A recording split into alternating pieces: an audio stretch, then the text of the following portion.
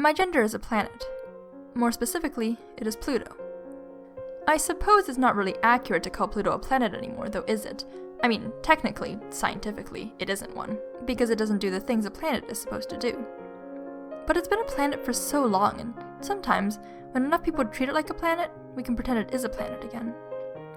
So it's not really accurate to call me a girl, even though, technically, socially, I am a girl, because I don't do the things girls are supposed to do.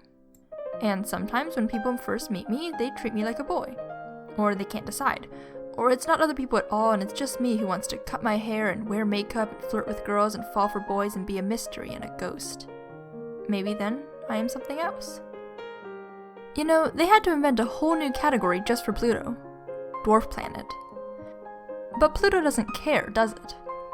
All these little boxes made by human beings to try and contain the infinity of space, and just because they put other things into the box later doesn't make it any more or less real.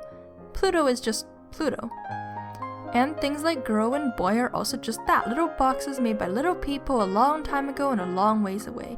And yes, there are people who choose to stay outside of the boxes, which is fine, but maybe I don't even know what a box is. Maybe I'm just Pluto. Maybe I don't want words.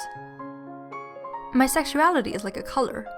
Maybe it's magenta, or teal, or purple, or gray, but it's definitely a color. Some people try to tell you that all you need are primary colors. They'll argue for you to stick to blue and red and yellow, but a computer's primary colors are cyan and magenta and yellow and black, and maybe our eyes see yellow and red and blue and green, because how would you feel about calling green bluish yellow?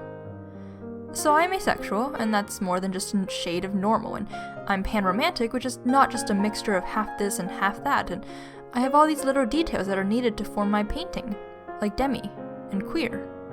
I mean, you would never tell Navy to go home just because you already have sky. Maybe I'm exactly what I say I am. Nothing more, nothing less. Maybe I need words to keep me grounded. Yes, my gender is a planet and my sexuality is a color, and these things can coexist. You too can be a planet, or a color, or both, or neither. Maybe your gender is a shape, strictly defined with room for building, and maybe your sexuality is a puzzle. The picture is you, but each piece is just as important as the end product. Maybe you have just the words to explain it. Or maybe you end up just rambling about colors and space. But at least I exist, and I think that's good enough for now.